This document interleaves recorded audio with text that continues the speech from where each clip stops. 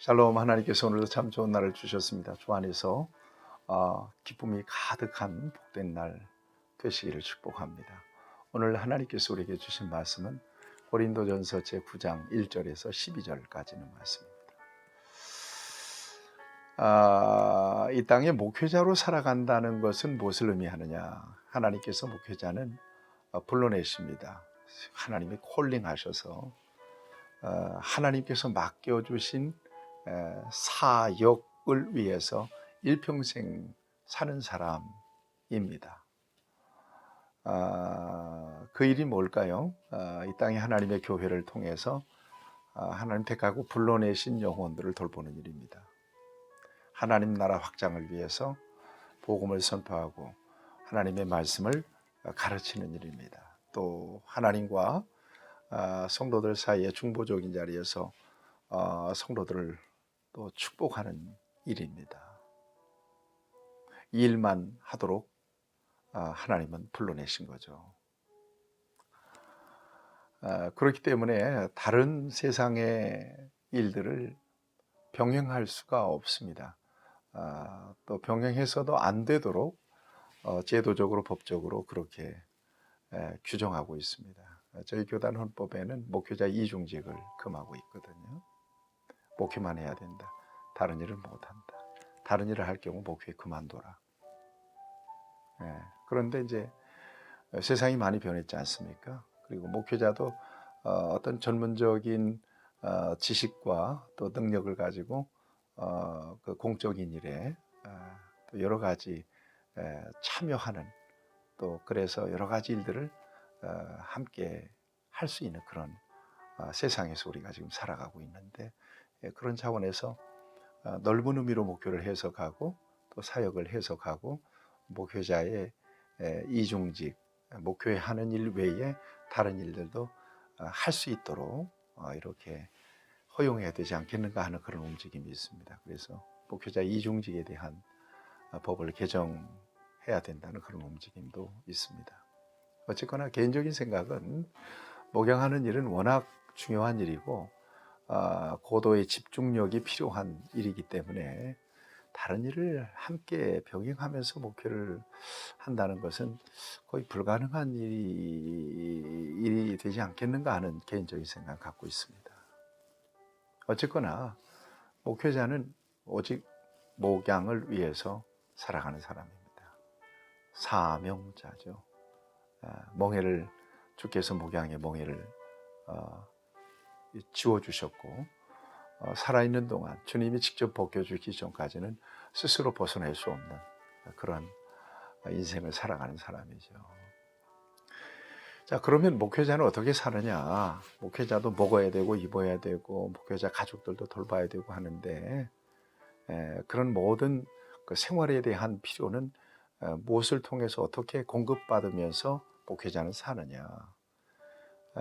교회를 통해서 공급받도록 그렇게 했습니다. 그래서 교회는 정기적으로 목회자의 생활을 할 수 있도록 사례비를 드리죠. 또 목회자의 생활에 대한 여러 가지 복지에 관련해서 교회는 최선을 다해서 목회자의 삶을 돌봅니다. 그래서 생활에 자꾸 얽매이고 찌들려서 목양에 여러 가지 불편함이나 또 장애가 생기지 않도록 충분히 목회자의 삶을 보장해 주는 것이 바로 교회의 역할이기도 하죠. 자, 그런 차원에서 이제 오늘 본문 말씀을 좀 보았으면 좋겠습니다. 바울은 사도입니다. 사도라고 하는 것은 예수님을 만나고 예수님으로부터 직접 파송을 받은 사람입니다. 지금 바울은 사도적 신분과 그 권리를 고린도 교회 앞에 주장하고 있습니다. 그도 그럴 것이 고린도 교회 안에는 바울의 사도권에 대한 비판적인 정서를 가진 사람들도 꽤 있었기 때문입니다. 그래서 내가 사도다라고 하는 것을 사도 바울은 강하게 어필을 합니다. 1절 말씀에서 보면 내가 사도다. 내가 사도인 것은 내가 부활하신 예수님을 직접 만났다. 그 다음에 내가 사도인 것은 주님께서 나를 보내서 너희에게 복음을 전해서 너희가 예수 믿게 되지 않느냐는 거예요. 바로 내가 사도인 것을 증명할 수 있는 사람들이 바로 너희들이다. 다른 사람들은 나를 사도라고 인정하지 않더라도 너희는 나를 사도라고 인정하지 않을 수가 없다는 거죠. 여러분, 2절 말씀입니다. 내가 사도가 아닐지라도, 다른 사람들에게 내가 사도가 아닐지라도 너희에게는 사도니, 그렇죠? 나의 사도됨을 주 안에서 인친 것이 바로 너희다. 너희가 증인, 너희다 증거다. 내가 사도인 것이. 그러면서 여러분 3절에 보면 나를 비판하는 사람들 변명할 것이 이것이다. 비판하는 사람들이 있었다는 거죠. 그런 차원에서 사도 바울은 자신의 사도권과 사도적 신분과 그 권리를 고린도 교회 성도들 앞에서 강하게 주장을 합니다. 그러면서 사도로서 마땅한 권리도 나한테 있다. 뭐냐? 첫째는 먹고 마실 수 있는 권리도 있고, 그 다음에 아내와 함께 다닐 권리도 있고, 그 다음에 세상에 다른 일을 하지 않고 교회 후원을 받아서 오직 복음을 위해서만 일할 수 있는 그런 권리도 나한테 있다는 거예요.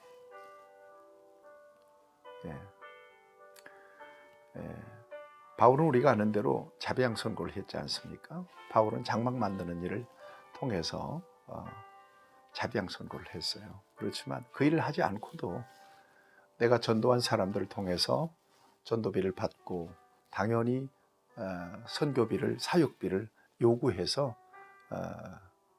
그 돈으로 사역할 수 있는 권리도 나에게 있다는 거예요. 그러면서 예를 들어요. 신명기 25장 4절 말씀, 모세 율법에서 강조했던 일하는 소의 입에 망을 씌우지 않는 법이다. 주를 위해서 일하는 나에게 필요한 모든 것들 하나님께서 공급해 주시고 또 교회를 통해서 공급받도록 그렇게 하는 것은 정당하다. 그 다음에 군인들이 자비량으로 어떻게 군 생활을 하겠느냐. 그 다음에 포도원에서 일하는 일꾼들, 또 뭡니까 양떼를 기르는 목자들 다 그에 상응하는 뭡니까 그 권리, 그에 상응하는 뭡니까 이 품삯을 받고 일하지 않겠느냐, 일하지 않느냐 하는 거예요. 그러니 나도 얼마든지 너희들에게 여러 가지 권리를 앞세워서 너희들의 후원을 받고 그리고 그것으로 사역할 수도 있다는 것입니다. 11절 말씀은 이런 말씀을 주고 있습니다. 우리가 너희에게 신령하는 것을 뿌렸은즉 너희의 육적인 것을 거두기로 과하다 하겠느냐. 예수 믿게 해서 전도해서 너희들이 구원받고 또 하나님의 아름다운 교회가 이루어졌는데 그 교회를 통해서 육적인 필요를 공급받는 것이 과하다고 말할 수 있겠느냐 하는 거예요. 그게 권리였다는 거예요. 자기가 그 권리를 얼마든지 누릴 수가 있다는 거죠. 그랬음에도 불구하고 그 권리를 쓰지 않겠다라고 이야기합니다. 왜냐하면 그리스도의 복음에 아무 장애가 없게 하려고 12절 말씀에서 그렇게 이야기하고 있습니다. 그 권리가 마땅히 나에게 있지만 그 권리를 쓰지 않으려고 작정했다는 것입니다. 왜냐하면 그리스도의 복음에 자칫 장애가 될까 봐서 그렇다는 것이죠.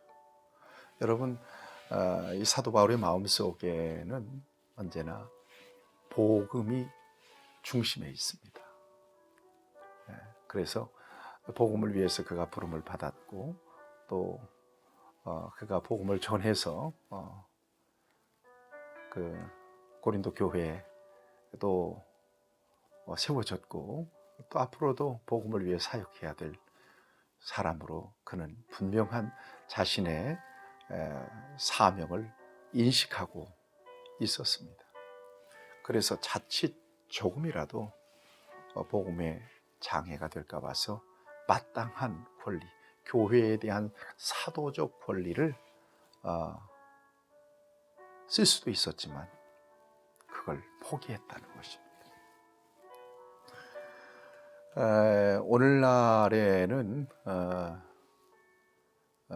당시의 사도 바울의 그 고린도 교회와 사도 바울의 관계와는 조금 더 다른 교회와 목회자의 관계가 이렇게 자리매김이 되어 있습니다.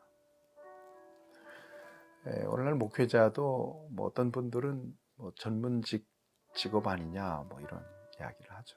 그도 그럴 것이 뭐 매달 월급을 받고 교회로부터 생활을 보장받기 때문에 직업이다 이렇게 얘기하지만 그렇지만 목회자는 그렇게 생각하지 않습니다. 저도 역시 마찬가지입니다. 목회자가 직업이 되려면 교회로부터 받는 이 소위 생활비, 월급이 목적이 돼야 되겠죠.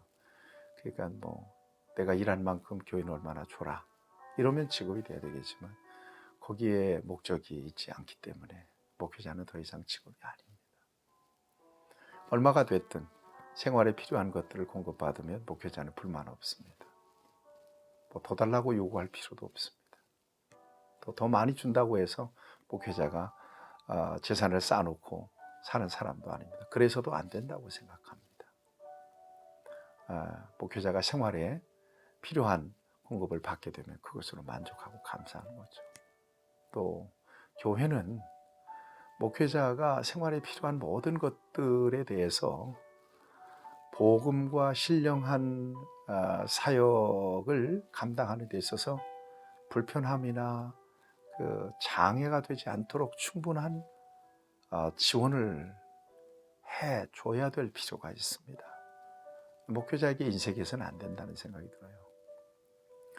목회자는 교회에서 받는 것으로 치부해서도 안 되는 거고요. 또 교회는 목회자에게 지나치게 인색해도 안 되는 거고요. 서로 신령상의 관계니까 그 일을 잘 할 수 있도록 교회는 목회자를 돌봐주고 또 목회자는 월급 받았기 때문이 아니라 어쨌든 하나님께서 불러내신 귀한 백성들을 위해서 선한 목자의 마음으로 예수님 마음으로 최선을 다하는 거죠. 이런 소위 상생의 관계, 이 거룩한 신령상의 관계가 은혜로운 교회를 만들고 또 복된 교회를 만들어 가고요. 아름다운 사역 또한 아름다운 교회를 만들어가는 중요한 조건이 됩니다. 여러분 목회자에게 지나치게 인색하면 안 되고요. 또 목회자를 지나치게 이해관계에 얽혀서 바라봐도 안 될 것입니다. 목회자는 죽든지 살든지 주님의 부르심을 따라서 일생을 살아가는 사람입니다. 목회자의 것은 목회자의 것이 아닙니다. 하나님의 영광을 위해서 모든 것들 목숨까지도 바치고 살아가는 사람이 바로 목회자니까 여러분 그런 의심은 갖지 않으셔도 좋을 겁니다. 그리고 목회자 입장에서는 지나치게 욕심을 부리는 것은 큰 무리입니다. 복음의 장애가 되죠. 오늘날 이런 여러 가지 사례로 인하여 교회가 내홍을 겪고 또 시험에 빠진 교회들이 굉장히 많습니다. 목회자는 욕심을 내려놔야 됩니다. 내 거 아니잖아요. 하나님께서 일생을 책임져 주셨으면 감사한 거고요. 빚진 마음으로 최선을 다할 수 있어야 될 것입니다. 저와 여러분들이 복음을 위하여 하나님의 교회를 위하여 피차간에 서로 사랑하고 존경하고 섬기는 마음으로 최선을 다해서 하나님의 나라를 위하여 하나님의 교회를 위해서 충성할 수 있게 되기를 바랍니다. 그리고 그 모든 것들에 대해서는 우리 하나님 앞에 갔을 때, 섰을 때 하나님께서 판단하실 것이고요. 하나님께서 저와 여러분들에게 특별한 은혜로 함께 해주시기를 축복합니다. 하나님, 오늘 귀한 말씀을 통해서 우리에게 은혜를 주십니다.